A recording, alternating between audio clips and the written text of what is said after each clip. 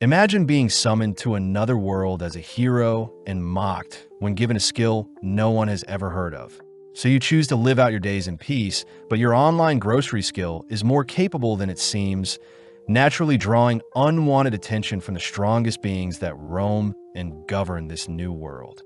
Our story opens with our MC Mukuda Tsushi along with 3 other students being summoned before a princess, only to have their skills appraised by hooded figures.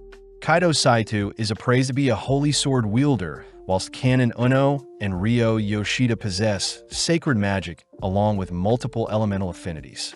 The princess begs the heroes to save their kingdom of VIDZ, but as the hooded figure scans Muta's stats, he's revealed to be a 27-year-old salaryman with the skill Online Grocery. Immediately, Mukuda hears that his unique skill has never been heard of before, ostracized as it seems the 3 other heroes are far more overpowered than himself. With everyone brought before the kingdom's king, they all learn about the Demon King invading the VIDZ kingdom, prompting the king himself to ask for the heroes' help, and in exchange they'll be sent home once their duty is done. Heroically, Kaito, Uno, and Yoshida all agree to help the king, but Mukuda realizes something is sketchy about this whole situation, choosing to speak up as he asks to be pardoned. That way he can live a peaceful life away from this drama. Surprisingly, Mukuda is allowed to leave, handed 20 gold coins, but Mukuda is unsure about the worth of said coins. Passing through town, Mukuda garners strange looks from the town's folks, choosing to purchase a change of clothes only to pay others for information he is searching for. Mukuda chooses to stop by a grocery store to pick up some food, only to pick out a place to stay, slumping into his bed as he is grateful he chose a more peaceful life. Mukuda points out how the royals were carrying such luxurious items, showing signs of greed, but before Mukuda makes plans to leave the country, he calls for his status window to appear. Mukuda reads that he is level 1 and has the skill appraise and item box. A good turnout, as he doesn't need to carry around things. As for his online grocery skill, he's still unsure how it works. Fidgeting around for a bit, Mukuda ends up tapping on the skill, only to be frightened when an ordinary-looking grocery website pops out in front of him. Sifting through the items, Mukuda starts by adding water bottles to his cart, only to move on to some bread he can eat right away. When he goes to check out, he is asked to pay for his meal, choosing to pay with a silver coin, only to receive what he ordered magically via a cardboard box. Mukuda is impressed by such a skill, swiftly munching on his bread, as he reasons such a skill was unknown to the royals and could be used to sustain him and make a profit in this new world. Making his way out of town, Mukuda is advised to head to the town of Keels near the border of the kingdom, barely managing to hitch a ride with other travelers. During his journey, he makes some small talk with a traveling merchant, learning that the merchant plans to sell some soap in Keels, an item that is considered quite luxurious. Mukuda wonders why the merchant doesn't just store his luggage in his item box. But the merchant says the item box skill is quite rare, with only 1 in 1,000 having such a skill, whereas the appraisal skill itself is the rarest of them all, with only heroes being able to wield such skills. Mukuda hears that appraisal items are precious and are strictly held by the guilds and countries. But when the merchant wonders why Mukuda is asking him such things, Mukuda manages to conceal his rare skills, reasoning that his secret should be safe as long as no one appraises him. When a merchant hears that Mukuda is planning on staying in Keels permanently, the merchant says it's a good idea, seeing as trouble is brewing in VIDZ and rumors say the kingdom's borders will be closed soon. Right on cue, Mukuda arrives at a stop only to learn that all travel services have been suspended. Visiting a tavern, Mukuda chats with some knights, surprised that the knights plan on shifting their jobs to monster hunting, seeing as a war starting would be less favorable for them. Visiting the town's guild, Mukuda greets the receptionist only to request for escorts to help guard him to the kingdom of Venan by foot. Seeing as such a request is quite taxing, the receptionist asks that Mukuda pay 8 gold coins for his job, but seeing as he has no other choice, Mukuda reluctantly pays up. Immediately, the receptionist calls out to Werner and his party, prompting Werner from the Iron Will to introduce himself as a C-rank adventurer. Seeing as he wants to head out as soon as possible, Mukuda says he'll cook for the gang to save on expenses, something Werner is grateful for, as he says he'll get his party ready to set off tomorrow morning. Cutting to the next day, Werner introduces Vincent the swordsman, Rita the scout, Roman their mage, and finally Franca the healer. Starting on their journey, the gang remembered to take breaks in between, allowing Mukuda to show off his item box skill, where he retrieves a cooking stove and pot. Mukuda remembers that a magic stove would cost him 50 gold, so instead he used his online store to purchase a gas stove, allowing him to whip up some soup and sandwiches for the gang. With every mouthful, the gang are impressed by Mukuda's cooking, but Mukuda is revealed to have used his online grocery skill to pick out some soup packets along with pre-made sandwiches. Seeing as his escort party is slowly warming up to him, they all agree to continue their journey, but with Rita as their front guard, she suddenly orders the gang to halt. Out from the nearby trees, two massive bugs fly towards them, prompting Werner and Vincent to dash towards the monsters, instantly slaying them. As Franca heals the party, Rita is seen reporting sightings of a red boar up ahead, but with Ramon's help, they escort the boar directly towards them. Stepping up to the plate once more, Vincent and Werner tag team the massive beast before them, but even as C ranks, they easily slay the creature. Harvesting the creature's flesh, the gang reasoned they can sell the hide and fangs of the boar for a good price. As for the flesh, Mukuda offers to store them in his item box. With the sun setting, the gang gather around Mukuda's cooking, all choosing to turn their backs to allow Mukuda to cook comfortably. Mukuda decides to combine the harvested bacon with some vegetables, topping the meal off with some sausages only to serve the meal with some bread. Seeing everyone scoffing down his warm stew, Mukuda is relieved they enjoy his cooking. But when Mukuda serves up a second round, he wonders why the others are so impressed by his simple cooking. Mukuda chooses to appraise the other's stats, speechless upon discovering Rita has outrageous stats for someone of her stature. Suspecting something, Mukuda appraises the stew he made, realizing the food items he brought using the online grocery store are giving his party MP and strength boost, a horrifying discovery, as such a skill can become dangerous in the wrong hands. Choosing to keep his discovery a secret, we pan out to see a mysterious creature stalking our party from the bushes. Continuing their journey the next day, they make substantial progress towards the Venan Kingdom, all reasoning that it'll be 2 to 3 days left until they'll part ways. But seeing as night has fallen, they all prioritize setting up camp. Heading off on his own, Mukuda takes out some of the harvest boar meat, first slicing them into pieces only to marinate them in some ginger sauce he purchased online. Next, Mukuda finally chops up some cabbage, only to retrieve his gas stove, beginning to fry the marinated pork, but the sheer smell of the pork draws in the attention of the onlookers. Serving up the ginger-marinated pork alongside the cabbage, the gang are instantly blown away by the succulent flavors that fills their mouths with each bite. But as Mukuda goes into the logistics of his cooking, Werner begins to quiver, pointing out the monstrous creature that has snuck up on them. The creature demands to be fed, forcing Mukuda to feed it some of the marinated pork, but seeing as the monster's hunger is yet to be satiated, Mukuda rushes off to cook some more. Batch after batch, Mukuda hastily feeds the creature, finally able to satisfy its hunger only after he's exhausted his supplies. Having taken a liking to Mukuda, the monster agrees to form a contract with Mukuda, making it his familiar, and seeing as he doesn't have a choice, Mukuda reluctantly agrees, turning white when he hears the monster demand to be fed 3 times a day. The monster says they must be given a name, refusing to accept an ordinary name, but seeing as the monster is a Finrer, Mukuda settles for Fel. Proceeding the next day, the gang gets some horrified looks, especially since Fel is nonchalantly trotting alongside them. Plus, in the past, a Finrer destroyed the entire country. Werner says Fel is guaranteed to draw attention from Venan's higher-ups, but Mukuda panics, seeing as he doesn't want to draw attention to himself. As the gang set up for lunch, Mukuda realizes they're running low on the boar meat they harvested, demanding that Fel go hunt for more meat, seeing as Fel requested that every meal contain meat. Fel admits that's a reasonable request, immediately dashing off to hunt down some prey.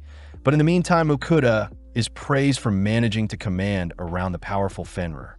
At that moment, Fel returns with the corpse of a rock bird, a B-rank monster that Werner admits even their party couldn't take out.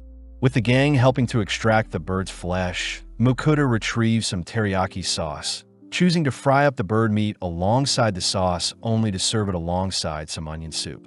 Mukuda chooses to serve his party first, choosing to spend the rest of the time cooking and feeding Fel, ultimately using up the entirety of the rock bird. Having finally made it to the border of Kingdom Venin, Mukuda notices the kingdom's knights rallying outside the border, realizing that it's due to Fel's presence. Werner offers to speak with the knights, heading first towards the border, only for the rest of the gang to follow suit, ultimately greeted by Edgar, the captain of the knights. Edgar demands to know what Fel's intentions of entering the kingdom are, but Fel simply utters that it is Mukuda's familiar and it has no reason to harm the kingdom of Venin. Seeing as Fel is quite tamed, Edgar permits the gang to cross their border, but gets intrigued seeing the legendary Fenrir listen to Mukuda so willingly. Entering the checking station, Mukuda realizes he doesn't have a guild card, so he is forced to pay to enter, but regardless, Mukuda is just relieved to have made it to his destination. Werner warns Mukuda that the king will surely want to meet with Fel and Mukuda, but Mukuda reveals he won't be staying for long, as he plans to travel the world. Werner suggests that Mukuda apply at the Adventurers or Merchant Guild to ensure he can cross into any country without needing to pay a tax like earlier. Mukuda reasons that the Merchant Guild is best for him since he can sell the items he cooks for a profit, but the gang remind Mukuda that the Adventurers Guild can help carve up the monsters Fel catches, and Mukuda can still make a profit from the monster droppings. Seeing Mukuda conflicted, the gang reveal that Mukuda can apply to be both a merchant and adventurer, all heading towards the town's guild, but during the process Mukuda pays another tax to enter into the town. Out of nowhere, Mukuda is greeted by Edmund, a servant of Margrave Lindell, swiftly inviting Mukuda and Fel to meet his master. Mukuda hesitates to accept, but Edmund is very persistent, forcing Fel to step in, declaring that it knows Edmund and his master are after its powers. Fel successfully scares away Edmund, leading Werner to explain that nobles are only after status and power, plus the Margraves won't have enough manpower to force Fel into submission. Fel mentions how the ancient dragon it fought 400 years ago was the only creature worthy of its time, but seeing as their escort job is finished, Werner asks for Mukuda's signature to confirm they finished their task. Mukuda realizes he can read and write, a feature of being a hero, but just like that, Mukuda part ways with the others who are heading to the Adventurers Guild. Mukuda and Fel choose to visit the Merchants Guild, entering the building only to draw the attention of everyone in the room. But regardless, Mukuda greets the receptionist Michaela, asking to register as a merchant. Michaela gets to work explaining that the Merchants Guild isn't owned by any country and is composed of 5 ranks, with one's yearly fee, business type, and overall operation size determining said rank. Mukuda says he plans on traveling and opening food stalls where he pleases, something that classifies Mukuda into the lowest rank of iron. With Mukuda finally registered and given his merchant's card, he confirms that the guild buys monster drops. But first, Mukuda checks into his inn, showing off the stable Fel will have to stay in for the night. With it getting late, Mukuda gets started on dinner, piling up some meat for Fel only to wonder how he can satisfy his craving for rice. Mukuda chooses to invest in another stove to cook the rice, all whilst grilling the steaks in a separate pan, intentionally keeping them quite rare, just how Fel likes its meat. Topping the steak with some soy sauce, Fel instantly gobbles up the meat, demanding more, but Mukuda chooses to switch out the sauces to see which combination Fel prefers. After feeding Fel, Mukuda gets excited seeing as his rice is finally ready, carefully scooping out a bowl of rice only to top it with some steak and sauce, immediately devouring the meal. With Fel helping to clean up any leftover food, Mukuda is seen leaping into bed, but remembers to prepare the items he plans to sell the next day. Heading to the Merchants Guild the next day, Mukuda shows off the items he plans to sell, but Michaela gets shocked upon inspecting the items, quickly asking Mukuda to follow her to a separate room. Introduced to the Guildmaster, the Guildmaster reveals that the salt and pepper Mukuda plans on selling is so valuable it could be a gift for royals. The guildmaster asks to personally purchase the item, offering up 4 gold coins for the salt and 10 gold coins for the pepper, piquing Mukuda's interest as he purchased the salt and pepper for a measly 5 copper coins, each from his online store. Mukuda remembers that pepper used to be as valuable as gold in the past, but seeing Mukuda deep in thought, the guildmaster mistakes it for hesitation, choosing to offer up 17 gold for both the salt and pepper. With Mukuda accepting the purchase, he reasons he shouldn't exploit such a trade too often, heading outside only to direct his attention to the Adventurers Guild. Mukuda is greeted by Bianca, the guild's receptionist, who hands Mukuda a form to fill out for his guild membership, paying no attention to Mukuda, only to toss him his guild card once the paperwork is done. Seeing Bianca brush him off, Mukuda asks for an explanation on how the rank and quest systems work, prompting Bianca to reluctantly utter that adventures all start at J rank and the highest attainable rank is S rank. Adventurers can accept a quest 1 rank higher or equal to one's current rank, and that there is a validity period for an adventurer's rank. Plus, G ranks must accept a quest each month. Viewing the quest board, Mukuda reasons he should get started on a herb gathering quest. But first, Mukuda whips up some more steak for Fel. Mukuda gets curious as to how strong Fel truly is, using his appraisal skill on the beast, only to be speechless seeing Fel's maxed out stats. Waking up bright and early the next day, Mukuda heads to wash his face, only to hear Fel growling at him, demanding to be fed a filling breakfast. Putting together a quick breakfast, Mukuda and Fel head out for their herb gathering quest, reasoning that Mukuda himself should gather some herb whilst Fel hunts for their next meal. Fel suddenly detects monsters roaming nearby, swiftly casting a protective barrier to ensure its master's safety, only to part ways as Fel rushes to hunt down some monsters. Taking out the quest, Mukuda sees that he needs to gather Caillou and Maj grass, using his appraisal on the nearby field only to see that there is only weeds growing nearby. Heading a little deeper, Mukuda successfully hunts down both Caillou and Maj grass, reasoning he should take back some extra just to be safe. Seeing as his quest is already finished, Mukuda gets started on lunch, using his online store to purchase some beef, pork, meat sauce, and pasta. Mukuda first dices and sauté the onions, only to add the meats and sauce, but suddenly Fel returns with another rock bird. Fel mentions that it hunted other prey and left it nearby, but for now Mukuda focuses on boiling and salting the pasta, serving the pasta and the sauce only to top off the dish with some Parmesan cheese and parsley.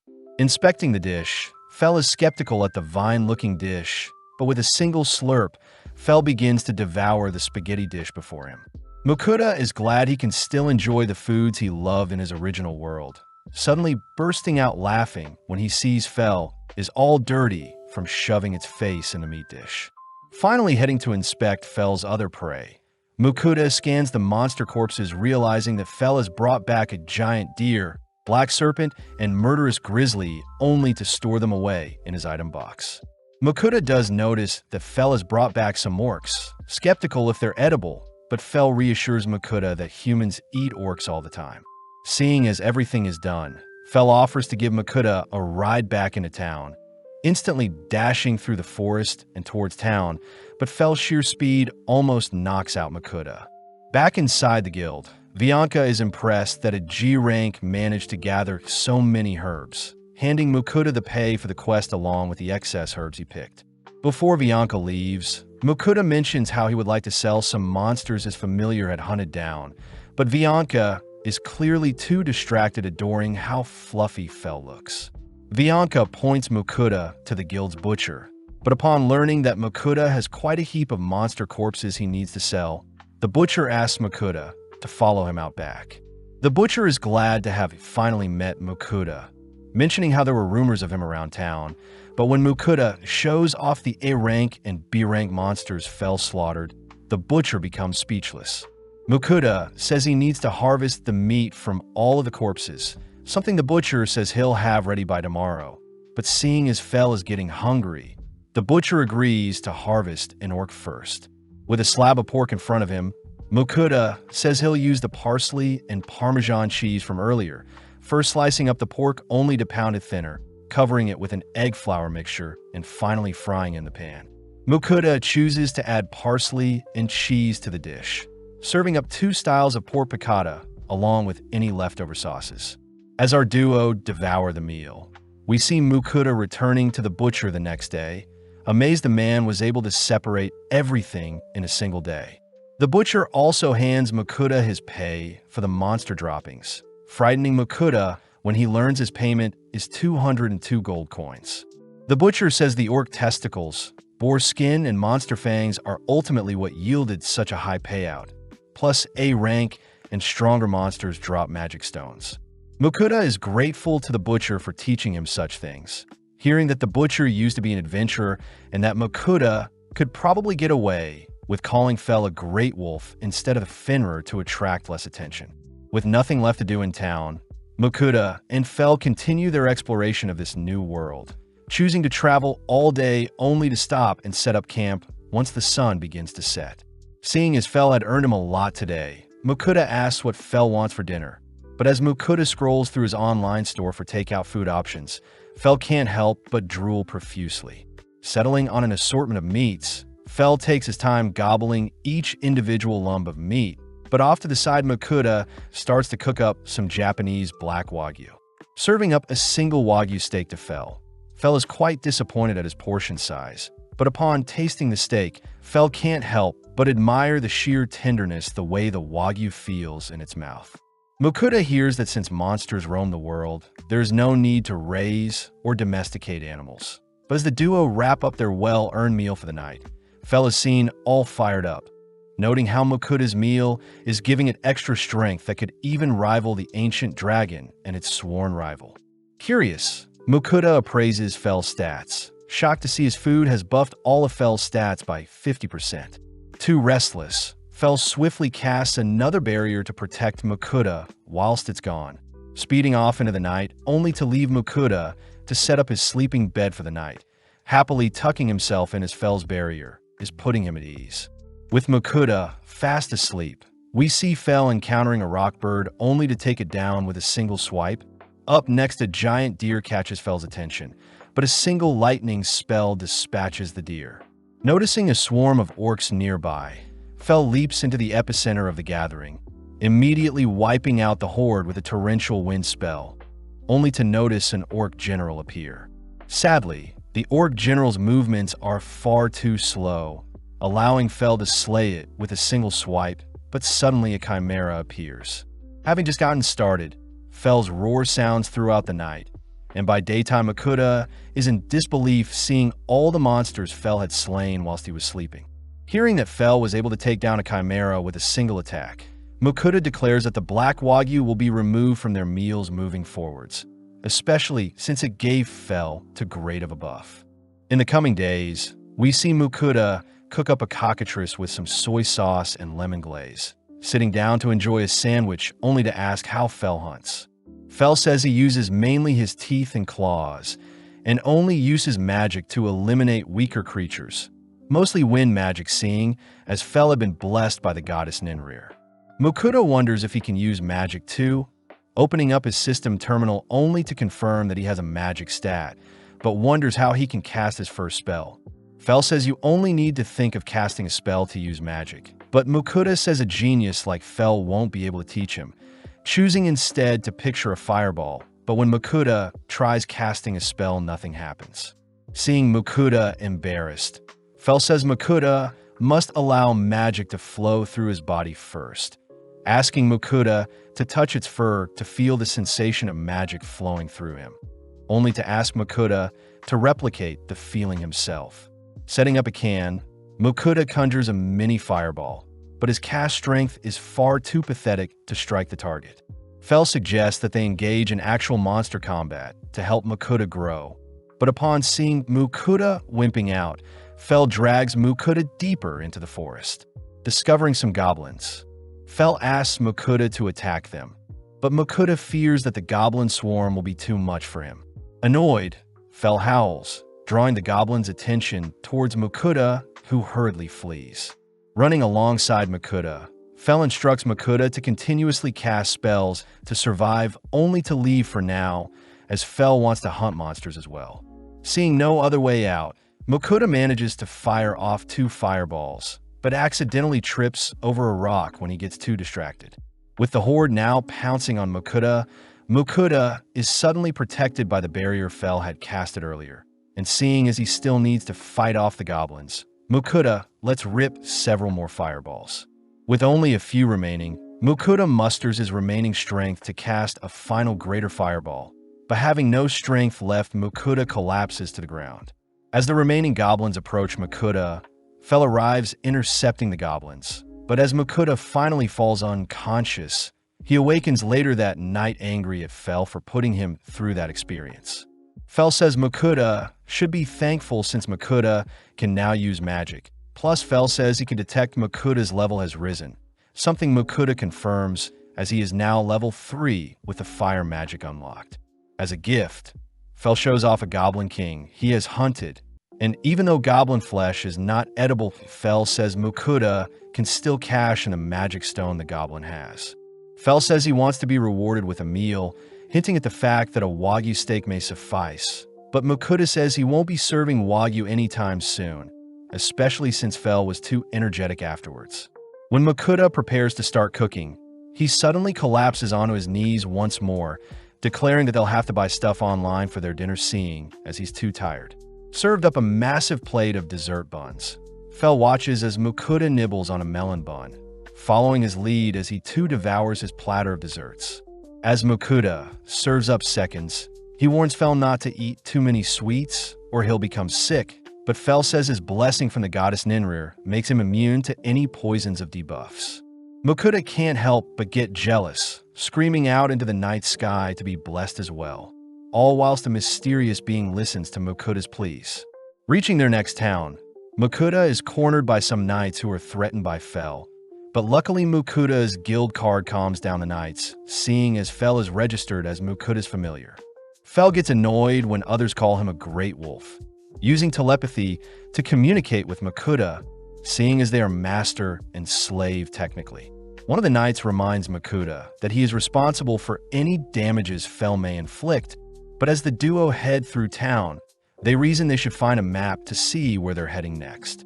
Checking into the Elmira's Inn, Mokuda asks Fell to wait for him only to leave Fell with some snacks so he doesn't run off. Visiting the town's bookstore, Mokuda stumbles onto a book that teaches basic magic, only to be shocked to hear the book will cost 7 gold coins, especially since paper is quite rare in this world. As for a world map, Mokuda hears that such an item is considered a nationally restricted item, ultimately forced to leave empty-handed. Having failed to learn anything from the town's library as well, Mokuda returns to a starving Fell, annoyed to hear that Fell wants to be fed. Seeing as they need food quickly, Mokuda chooses to purchase some yakitori and tonkatsu from his online store, pleasing Fell as they resemble the boar and rock bird they ate previously. Needing to eat himself, Mokuda ends up steaming some rice, only to enjoy it with some leftover pork cutlets and dipping sauce, all whilst Fell drools over the meal. Exploring town the next day, Mokuda stumbles into a bar only to approach some men to ask them a few questions. When the men refuse, Mokuda buys them a few drinks, cheering up the mood as they gladly invite Mokuda to sit down. Mokuda starts by uttering that he traveled from the kingdom of Rager and it's his first time in the kingdom of Venin. But immediately, the men mention how the kingdom of Rager has started several wars in an attempt to claim more land once the new king took over. Mokuda hears that the kingdom of Ermin and the kingdom of Leonhard in the east are safe places. Plus, there are dungeons for adventurers to explore. Mokuda is grateful for the information, but voices how upsetting it is he has yet to find a map. Coincidentally, the men before him reveal a map of their own, having obtained it from a fellow adventurer. The men offer to pass it down to Mokuda, seeing as they've already memorized it, even agreeing to sell it to Mokuda for a measly gold coin. Unable to pass up the opportunity, Mokuda agrees to buy the map. But as the men leave, the remaining people in the bar laugh at Mokuda, revealing that the map he bought could have easily been purchased at the guild for a single silver coin. Taking the hit and learning from the loss, Mokuda and Fell continue on feet eastwards to the country next to the sea, a location that should house sea serpents and krakens. In the realm of gods, we see Ninrir wondering why Fel had contracted with a human, continuing to monitor Fel and Makuta. Back with our duo, we see Fel speeding past a forest, only to arrive near the sea. Fel says he's fiending for some seafood, nonchalantly approaching the body of water only to unleash a devastating lightning spell that slays countless fish. Fel says Makuta is free to collect as many fish as he needs, and the remainder should return back to normal after their paralysis wears off. Getting to work, Makuta starts off by collecting some violet trouts, only to encounter a bigger-looking king trout. But when Fel asks Makuta to retrieve a purple-looking fish, Makuta appraises it to be a poisonous lake fish. Makuta instantly tosses the poisonous fish back into the water, reminding Fel that his human body won't be able to withstand poison, instead settling for the other fishes. Makuta and Fel proceed to gather firewood only to start a fire with Makuta's fire magic, followed by Makuta buying flour, butter, and mushrooms. Next, Makuta washes and guts the fishes, seasoning them with salt only to skewer and roast them over a fire. Moving on to the king trout, Makuta begins filleting the fish, switching things up by wrapping up the king trout in some foil alongside some seasoning, placing this batch alongside the fire to cook. Finally, Makuta moves on to the remainder of the fish, battering them only to grill them like normal. With 3 different fish dishes completed, the boys tuck into their dinner, prompting Makuta to take out a can of beer to pair it with the fishy meal. With every bite of fish and sip of beer, Makuta gets lost in the endless flavors in his mouth.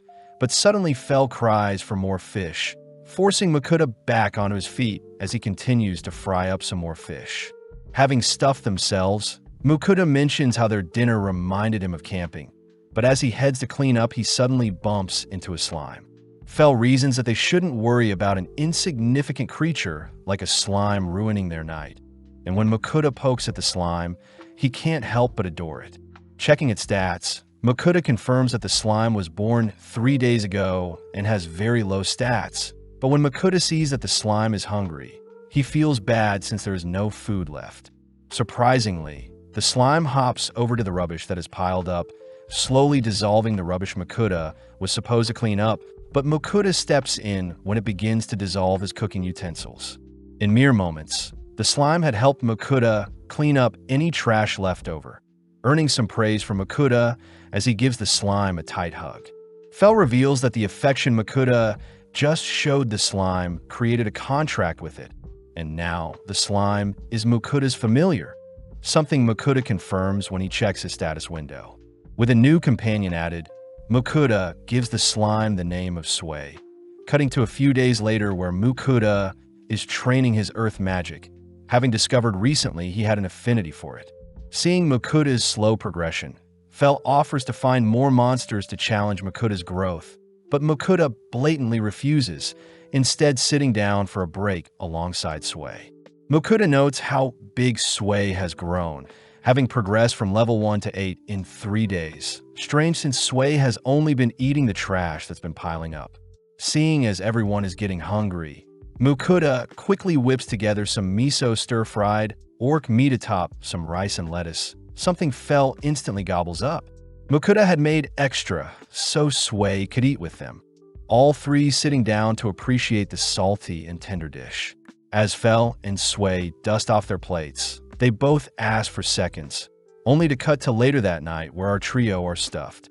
Checking Sway's stats, Makuta confirms that his cooked meals give temporary buffs, adoring Sway as it helps clean off the dirty dishes and bowls left over from his cooking, reminding Makuta that they should celebrate Sway's first meal.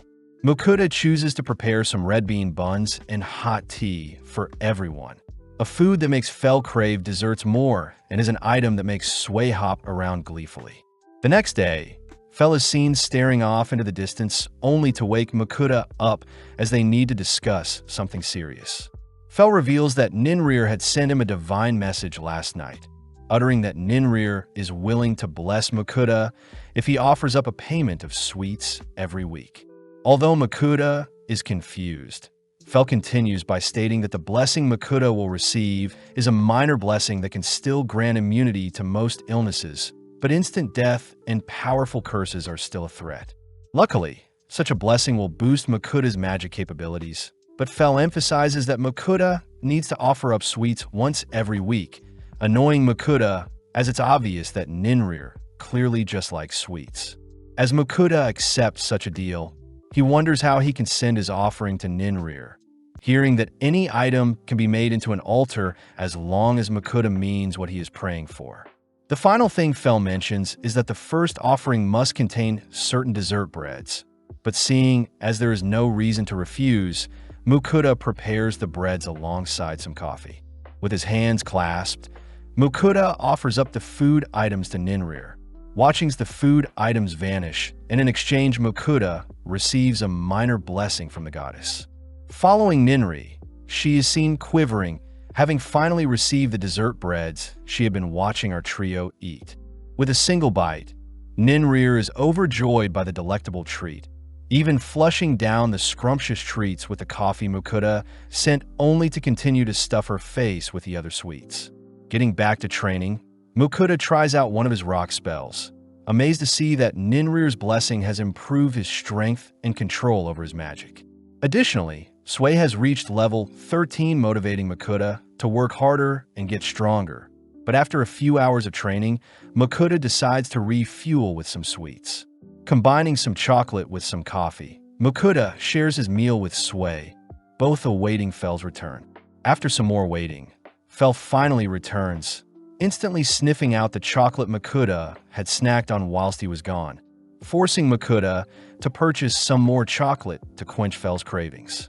To make things worse, Ninrir telepathically orders for Makuda to send her some chocolate as well, shyly uttering that she had already finished the sweets he sent her, so she needs some more.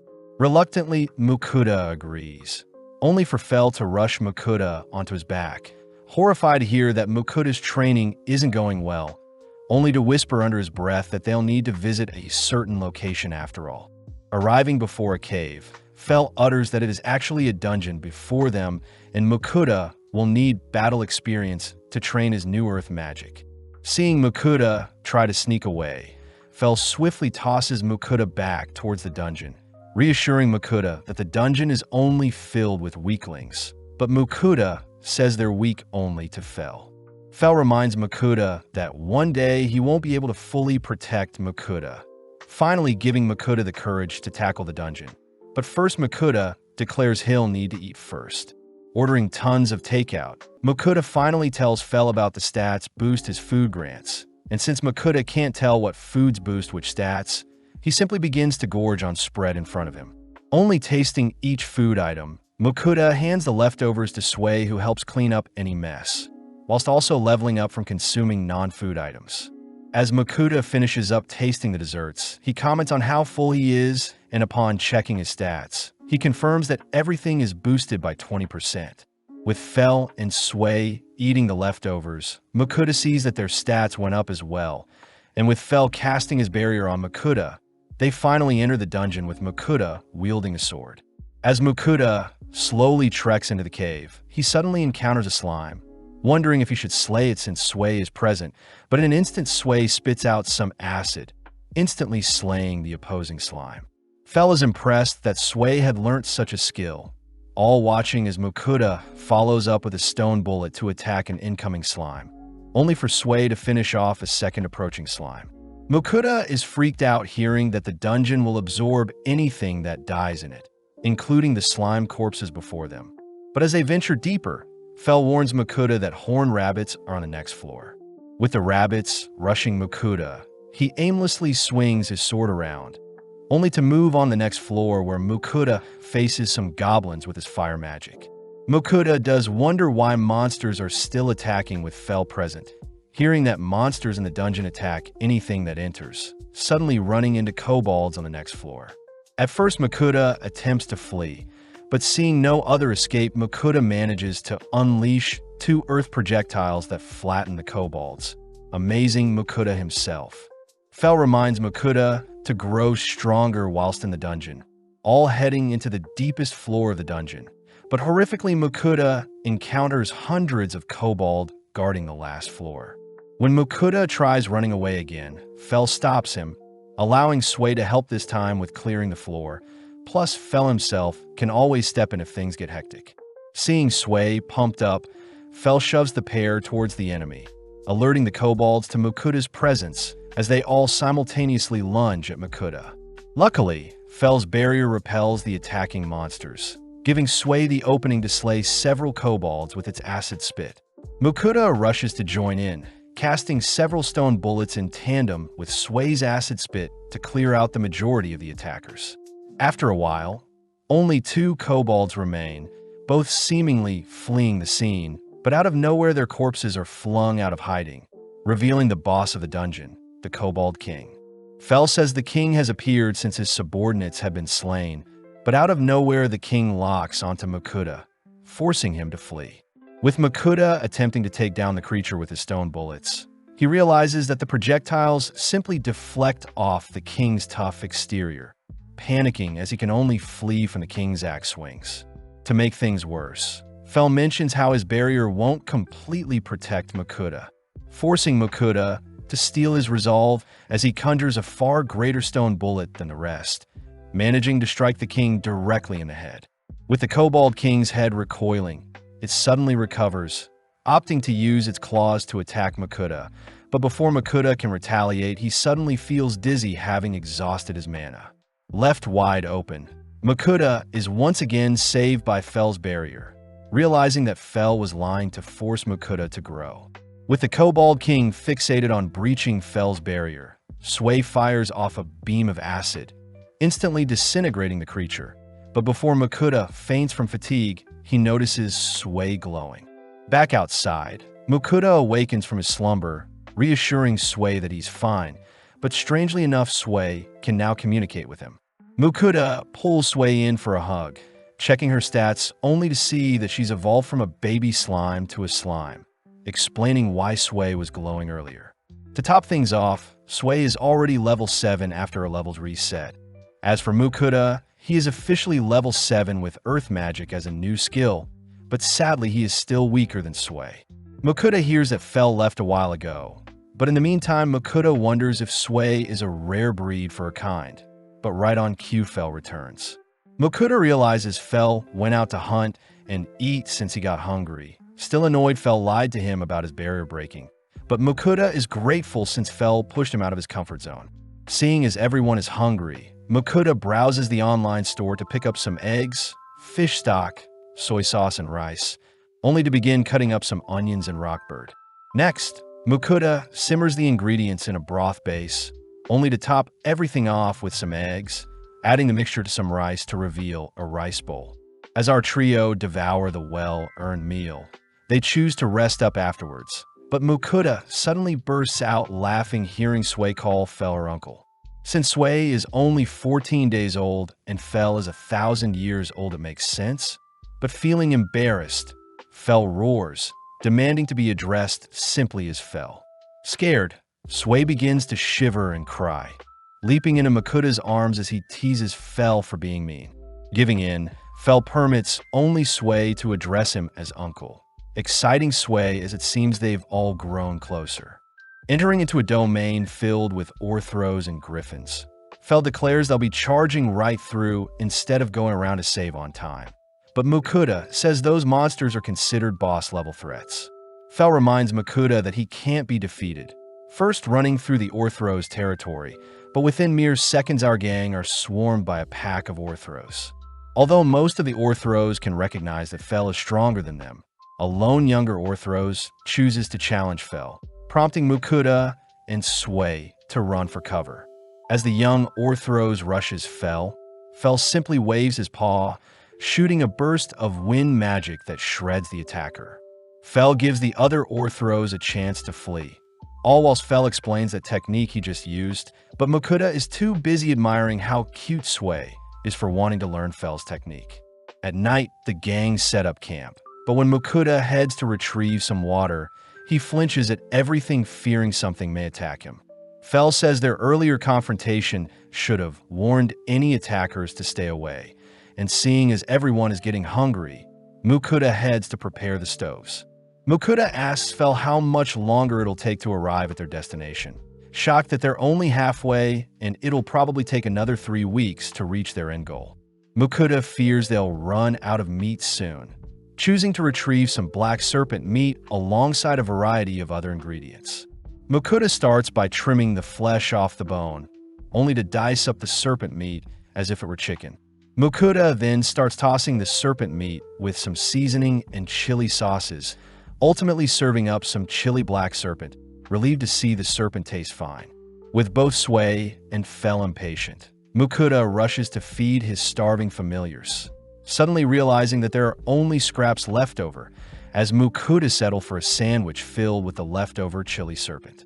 The next day, the gang enter into Griffin territory, but make a pit stop when Fel detects some rare healing mushrooms nearby.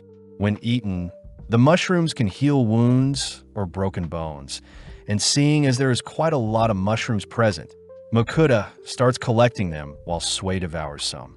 After a while, Sway is seen glowing again, but although Sway seems fine, Mukuda checks her stats to make sure. Surprisingly, Sway has learnt the skill of healing potion creation. A feature Fel suspects is due to Sway eating healing mushrooms, as slimes tend to evolve based on what it eats.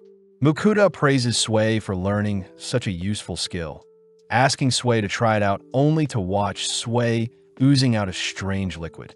As Mukuda catches the liquid in a bottle, he inspects the substance only to see it is a high-quality liquid that can heal things from impending death. With Sway showing off other types of healing potions it can create, Fel admits that he has never seen such an intelligent and skilled slime like Sway before, something Mukuda celebrates as he hit the jackpot with Sway.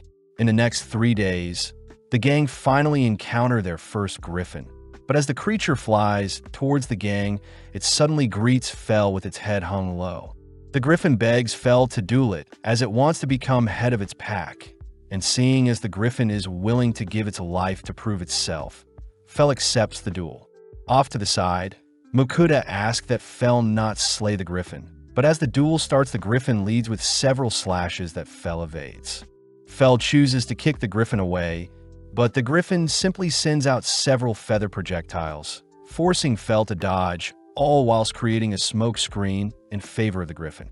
The griffin uses the smoke screen to dive in and out for attacks on Fel, but getting a little annoyed, Fel unleashes a tornado that clears the smoke, all whilst capturing the griffin in the eye of the storm. Mukuda screams for Fel to let the griffin live, forcing Fel to release the griffin from the tornado, but the griffin is too beaten up to move. Quickly, Mukuda and Sway heal the griffin with Sway's healing liquid, but seeing the griffin depressed, Mukuda points out that the griffin was able to land a hit onto Fel. Surprised it was able to harm the legendary Fenrir, the griffin roars, attracting its kind only to declare that it has become leader of its pack thanks to Fel.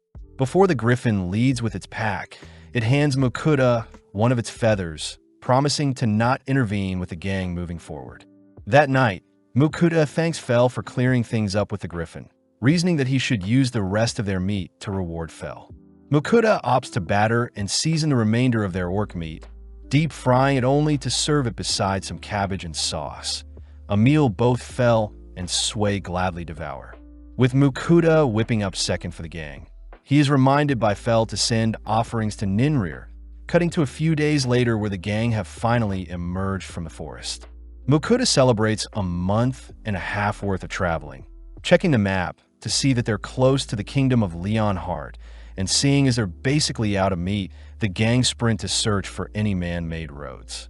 Off in the distance, Mukuda spots a caravan being attacked by bandits, ordering Fel to save them in exchange for a luxury meal later.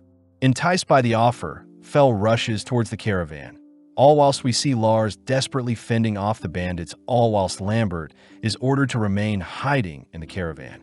Right on cue, Fel leaps into the air, drawing everyone's attention as he orders the bandits to freeze and relinquish their weapons. Overwhelmed by Fel's presence, the bandits give in, allowing the bandits to be tied up safely. Lambert introduces himself as the owner of the caravan, and Lars is the leader of the Phoenix Adventure Party that had been employed to escort Lambert, all grateful to Mukuda for saving them. Lambert mentions how they're heading to the city of Carolina, the northwestern city in the kingdom of Leonhardt, and seeing as it's convenient for them as well, Mokuda agrees to accompany everyone to the kingdom of Leonhardt. Traveling all day, Mokuda ends up hearing rumors from the guards that Fell is either a great wolf or a Fenrir, and that the rumors spread fast due to letters being exchanged via a magic teleportation tool. Mokuda ends up feeling bad for Fell since most nobles want to tame and use Fell for their own benefit. And to make things worse, Mokuda himself has a rare item box, appraisal skill, and even the online grocery skill, all things that will cause a massive stir if leaked. That night, everyone decides to set up camp for the night, but Fell reminds Mokuda he promised to serve him a luxury meal, forcing our trio to separate from the main group as he prepares to cook up some meat for everyone. Mokuda reports that only meat scraps are left, but wanting to make the most of the remaining meat, Mokuda ends up dicing up and battering the remaining meat only to deep fry them. Mokuda also uses up the sauces to season them, pleasing Sway as she gobbles down the meal.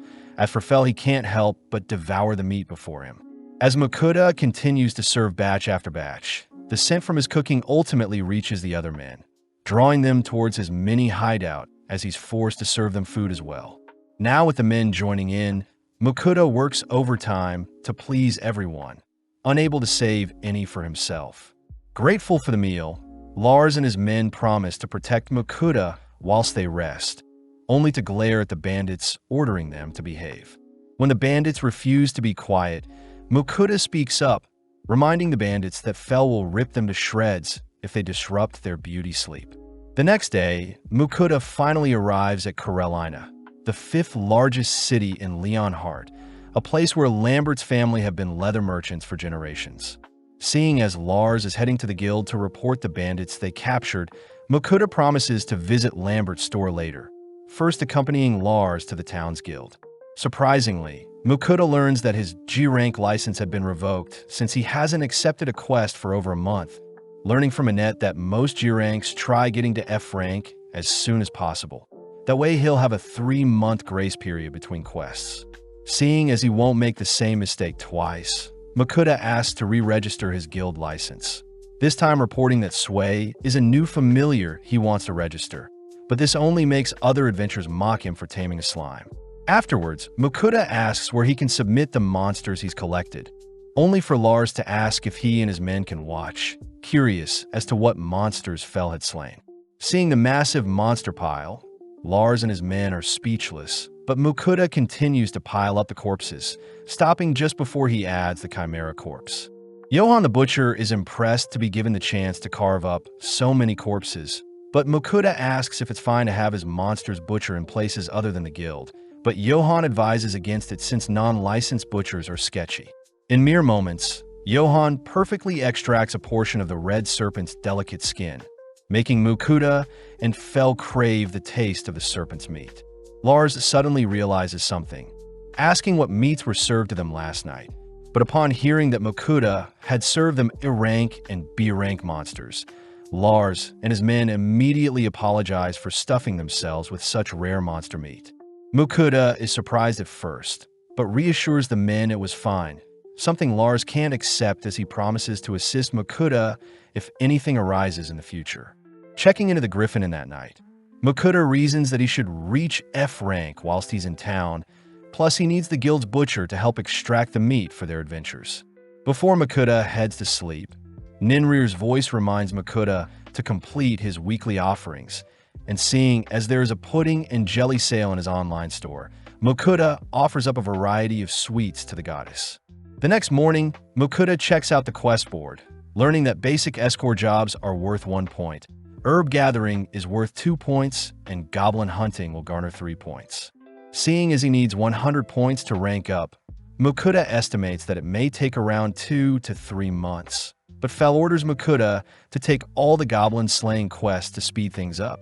As both boys argue using their telepathy, Fell gets an idea, managing to convince Sway to agree to hunt down some goblins, ultimately convincing Mokuda to take on a goblin hunting quest. Heading eastwards, the quest rewards 5 goblin kills with 3 silver coins and 3 points. a reasonable offer for hunting goblins. After a few minutes of searching, our trio stumble onto 3 goblins, but in mere moments, Sui shoots them down with her acid spit.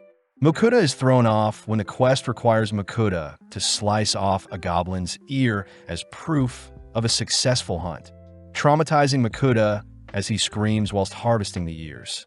Having made too much noise, another army of goblins approaches our trio, but Sui gets to work dispatching them one by one. Not satisfied, both Sui and Fel drag Makuta toward the nearby goblin settlement, ultimately managing to rack up quite a few hundred goblin corpses. Moving on to harvesting the goblin ears, Makuta wonders what they'll do with the remainder of the goblin bodies, fearing that it may attract other monsters or even create a dungeon itself. Fel reckons they should leave the corpses be and let nature do its magic, but Makuta refuses, asking if Sui herself could melt down the bodies. Happily obliging, Sui ends up growing massively in size after cleaning up a fraction of the corpses, and when Makuta checks Sui's stats, Makuta sees that Sui has evolved into a big slime. Having gained the skill to proliferate, Sui shows off her skill to change size at will, splitting her body apart into smaller Suis only to begin dissolving the remainder of the goblin corpses. Makuta is amazed by how overpowered Sui has gotten, but seeing as it's almost lunchtime, Makuta declares they'll be having bread today. Changing things up, Makuta purchases a variety of breads with savory fillings, intriguing Sui as she discovers different meats within each bread. As Fel tucks into the meal, Makuta indulges in some coffee to wake himself up, a little disappointed that his plan to rank up slowly has been ruined, as the goblins they racked up in a single day have garnered him enough points to reach rank F already. Returning to the guild, Makuta submits the horde of goblin ears he had collected, but this ends up causing a stir at the guild, stressing Makuta out when the guild master himself asks to speak with Makuta. Guided by a net out back, Willem the guild master greets Makuta, grateful for Makuta for taking out the goblin settlement near their town. Makuta is shocked that Willem has deduced that Fel is indeed a Fenrir, but more importantly, Willem reads a message from the royal palace, informing Makuta that the royals and nobles are aware of our trio's presence in their town, and that they'll leave Makuta alone. Makuta celebrates a happy accident, suddenly hearing that Willem is willing to promote Makuta to a C rank, but Willem would like Makuta to do him a couple favors. Makuta fears that Willem has some devious quest lined up for him, but Willem corrects Makuta, uttering that he actually needs Fel to take on some A rank and S rank quests for him. With Fel agreeing, Willem says there are a few quests that have been lying dormant for ages. Plus, Willem will ensure no one gets in Makuta's way when taking on the quest. Seeing as it's the perfect time, Makuta finally shows Willem and Johan the Chimera and Ortho's corpses he had been keeping secret, reasoning that the 2 men would be trustworthy enough to deal with them.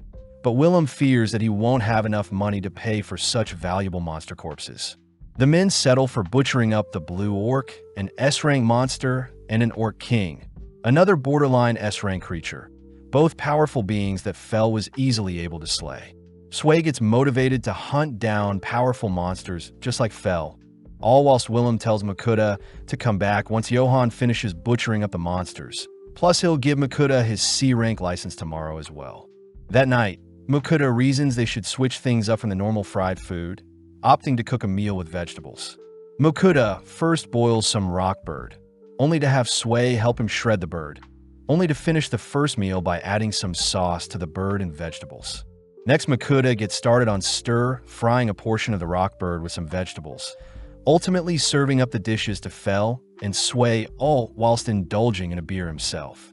Makuta chooses to combine the dishes with bread, all dusting off the dishes as Makuta voices how proud he is that Sui wasn't picky about what she was served. Noticing Fel cramped in his sleeping space, Makuta offers to lay down a futon to help Fel sleep, only for everyone to finally head to bed.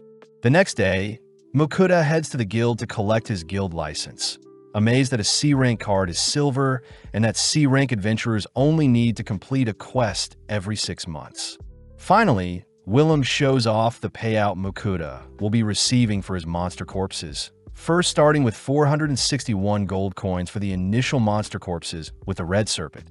Next is 1,415 gold coins for the ogres in the second pile, and finally is the payment for clearing up the goblins and their settlement, totaling a final payout of 1,946 gold coins. Willem admits it's the biggest amount of money they've paid a single adventurer. Plus, Makuta knows he still has leftover fund for his other adventures, fearing that his 2,000 plus gold coins will draw in other attackers. Willem does remind Makuta that he still needs to take on 2 quests to keep up his end of the bargain, starting with hunting down a metal lizard along with a pack of bloody hornbulls. Willem asks that Makuta hunt the metal lizard first, as their nest is meant to be at the foot of the Pascal Mountain and will take a 2-day carriage ride to get there. The blue lizard definitely has a favorite food, but there are no documents on what it may be. Plus, the lizard is immune to most physical attacks due to its tough metal exterior. Makuta secretly utters that Fel had hunted one in the past, but moving on, Willem says the pack of bloody hornbulls are west of their location and are a current issue for newbie adventurers. Willem warns against the bull's dangerous pack size, but Fel can only think about all the beef they can eat, exciting the trio as the guild is willing to pay for half of the bulls they slay. Since they'll depart tomorrow, Makuta heads to visit Lambert, asking to purchase a new bag. Lambert gladly shows Makuta a few bags made from different animals at different price points. But Makuta says Sway will be the final decider, seeing as she'll be carried around in it. Surprised to see Sway pick out the cheapest bag made of leather. Browsing around the store, Makuta takes note of a belt that can store his sword, but it costs 6 gold coins. Next, Makuta spots a fancy coin purse for a single coin, only to be drawn to new boots as well. Lambert says Makuta's total will be 11 gold coins, but seeing as Makuta saved his life and fed them expensive food, Lambert is willing to give Makuta the items for free.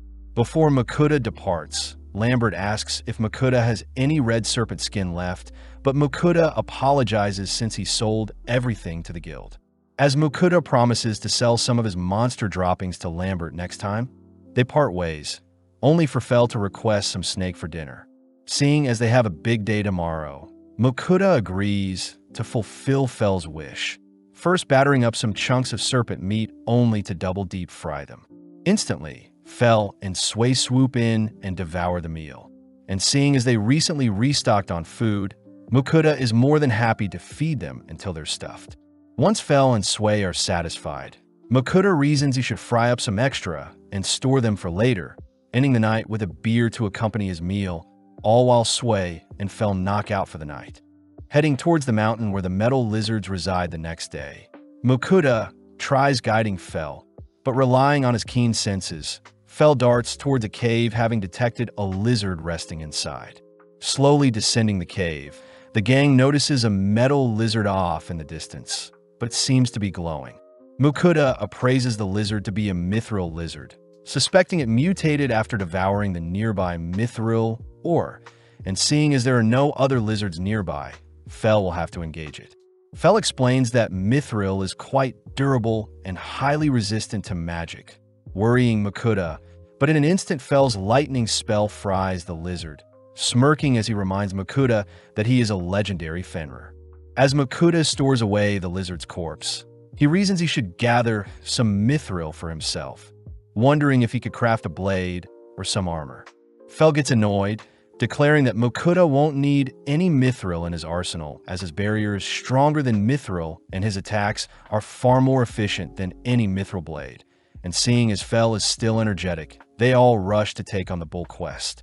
After a while of traveling, our trio stand before the horde of bulls, prompting Makuta to wait atop a hill whilst Fel deals with the monsters. Surprisingly, Sway herself wants to hunt down monsters as well, quickly meeting up with Fel as they use the tall grass to their advantage, ultimately pouncing and massacring the nearby bulls. Makuta is completely horrified at how strong his familiars are, but nonetheless gets started with collecting the bulls' corpses, grateful to Sway and Fel for helping with transferring them into his item box. For a quick lunch, the gang munch on some sandwiches stuffed with orc and rockbird, all whilst Makuta flushes down the meal with some cola. Intrigued, Sway asks to taste the carbonated beverage, piquing Fel's interest as well, only for everyone to wrap up lunch. As the sun begins to set, Mukuta shows off the mithril lizard Fel has hunted, shocking Johan and Willem as the last sighting of a mithril lizard was 400 years ago, plus the discovery of a mithril vein is the fourth of its kind. Mukuta realizes how catastrophic his findings are, especially since the mithril lizard along with the discovery of the mithril vein will have to be reported to the city lord and the king, but luckily Mukuta will get paid around 5,000 gold for a job well done. Mukuta panics at the amount of money he'll be holding, but Willem says they need to gather the funds first, asking Mukuta to keep everything discussed a secret for now. To make things worse, Mukuta reveals they completed the bull's quest as well, wrapping up the day as they leave the guild, stressed about all the attention he'll get if people find out what Fel is capable of. Regardless, Mukuta chooses to treat the gang with their newly harvested beef, starting off by slicing up several steaks only to season and sear them carefully. Serving up the first round of steaks, the gang immediately shiver at the plump and savory beef steaks, prompting Mukuta to serve up another round, but this time alongside some garlic steak sauce. As our trio eat till their heart's content, Mukuta is seen doing the dishes, flattered by Fel, who says he will only eat things that Mukuta cooks him moving forward. Mukuta is grateful to Fel and Sway for making his life easy, but as he heads to bed that night, he quickly remembers to offer up some sweets to Ninrir, even adding a few extras since Ninri personally requested specific sweets. As Mukuta's offering is sent to Ninrir, a few other voices can suddenly be heard in his head, revealed to be Agni, Kisharl, and Rusalka, fellow goddesses that are jealous of the tasty treats Ninrir has been receiving. Ninrir says she is simply accepting offerings after blessing Mukuta, but when the other girls see that Ninrir had only given Mukuta a minor blessing, they offer to bless Mukuta in exchange for sweet offerings as well. Kisharl says she is the goddess of earth whilst Agni is the goddess of fire, both elemental affinities that Mukuta currently possess, and seeing as the goddess of creation may scold the girls for giving out to many blessings, they'll simply give Mukuta minor blessings like Ninrir. Mukuta secretly wonders if he could deny such offers, especially since it's never been heard of for someone to have more than one blessing. But having heard enough of Mukuta's whining, Agni and Kisharl both bless Mukuta regardless. With the girls excited to receive their offerings, we see off to the side Rusalka, the water goddess, begin to cry, not wanting to be left out. But she also doesn't want to bless Mukuta, seeing as he doesn't have an affinity for water magic. As Mukuta racks his brain to cheer everyone up, he suddenly notices Sway checking on him, swiftly asking for Rusalka to give her blessing to Sway, a perfect candidate. Happily obliging, Rusalka ends up fully blessing Sway, all suddenly demanding to be given their offerings now. Seeing as he has to keep up his end of the bargain, Mukuta purchases a box full of sweets, sending the offering up to the goddess only to collapse into his bed exhausted. Mukuta chooses to check his stats, amazed at how stacked they are, reasoning that Sway and himself should try out their new powers. Heading into a forest the next day, Mukuta confirms that his fire and earth magic have been severely boosted, and it seems he isn't as fatigued after casting a decent amount of spells. Up next, Sway tries out her new powers, dazzling everyone when she manages to conjure a massive water ball on her first go, only to decimate a nearby tree. To top things off, Sway's slashing attacks easily shred several trees at once, prompting Mukuta to instruct Sway to only attack monsters with her new powers. When Fel asks to spar Sway, Mukuta immediately forbids such a thing. Instead, Mukuta tries out his new rock wall skill, all whilst Fel heads off to do some hunting. When Fel returns with a black serpent corpse, Mukuta shows off a new house he made with his earth magic, but sadly Fel and Sway are more fixated on dinner. Waking up early the next day, the gang admit the house helped, only for Mukuta to declare they'll be delivering the serpent Fel hunted to Lambert.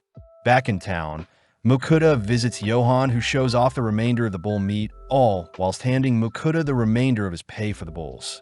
Johan reports that Willem is out speaking to the lord of the city about the mithril lizard, but in the meantime, Mukuta asks to sell the black serpent, but he'll be keeping the flesh and skin. Back at the inn, Mukuta shows off a new meat grinder he had purchased online, showing off the device to be able to mince up the bull meat. adding in some minced orc general meat as well.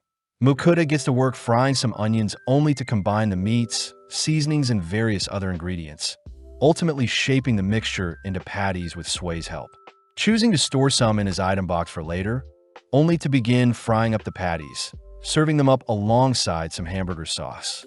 With a single bite, our trio stuffed their faces with the juicy patties, plus Mukuda reveals he had added cheese in some of the patties.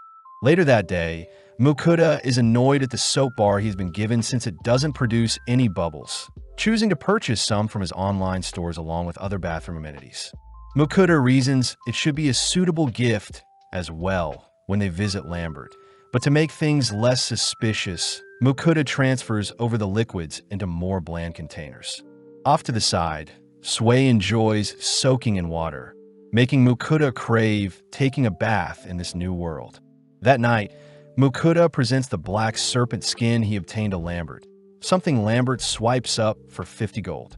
Moving on, Mukuda reveals he is also a merchant guild member, asking for Lambert's advice on the bathroom products he bought.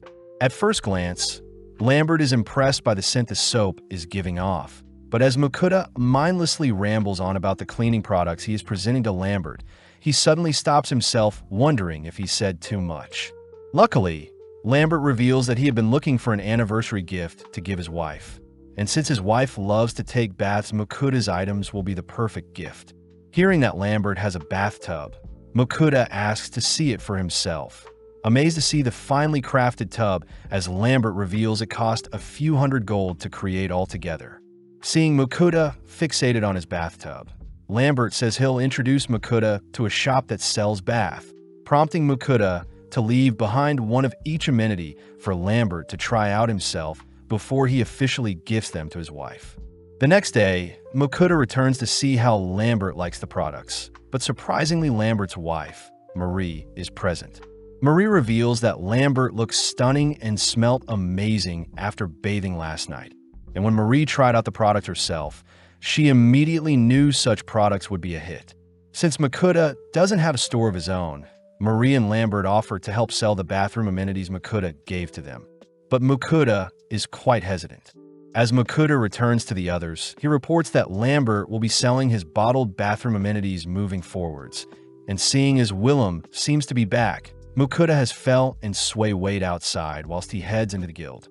Upon entering into Willem's office, Mukuda is dazzled by the stacks of gold Willem was able to fetch for the mithril lizard and mithril vein, totaling 5,800 gold coins. Before Mukuda can think about the bathtub he can purchase with such a fortune, Annette enters the room, reporting that a swarm of wyverns have attacked several low-ranking hunters near the Western Plains. Luckily, the hunters that were attacked have survived, but most of them are on the brink of death. Entering into the main room of the guild, Mukuda notices multiple adventurers beaten up and bruised, and seeing as there aren't enough healing potions for everyone, Mukuda offers up some of his high-quality healing potions. Upon applying them to the injured, the potions instantly cleanse and heal all wounds, giving Willem the chance to make an emergency announcement, asking for all C rank and above adventurers to slay the wyverns before they attack their town. As Willem's words rally together the surrounding adventurers, Fell's voice suddenly rings throughout the room, uttering that Fell himself will take out the wyverns. Willem admits that it would be much appreciated, promising to pay Mukuda handsomely if Fell succeeds, but Fell only cares about devouring the wyvern flesh. Departing immediately, Fell escorts our gang through some grassy terrain, only to halt when they all spot wyverns circling them from above. Mukuda appraises the wyverns to be creatures that hunt in packs and have poisonous stingers for their tails, but Fell is not one bit afraid, instead using the opportunity to teach Sui how to fight aerial monsters. With Mukuda staying behind, Sui rides Fell in a battle, only for Fell to be forced to evade the wyverns diving towards them. Fell instructs Sui to target the wyvern's head or wings, but on her first go, Sui only manages to land a hit on a wyvern's wings, sending it plummeting from the skies. Fell still congratulates Sui for landing a hit on a wyvern, instantly decapitating the lone wyvern, only for Sui and Fell to lock onto the other wyverns swarming them. Although Mukuda is far away, he still feels the impact from Fell and Sway's battle. But having gotten too distracted, a lone wyvern sneaks up on Makuta. As the wyvern attacks with its tail, Makuta is once again protected by Fell's barrier. But before the wyvern can attack Makuta again, Sway appears, absorbing and blowing the creature away. Right on cue, Fell monstrously appears behind the wyvern, instantly shredding the creature only to clean up the rest not too long after. Seeing as they've earned their lunch, Makuta heads to retrieve the leftover patties he had prepared earlier, declaring that he'll be frying the patties to create a different dish. With a light coating of breadcrumbs, Makuta presents a stack of crispy and juicy deep-fried patties, all enjoying their lunch under the gorgeous blue sky and luscious fields, all whilst Willem and the other guild members await our hero's return.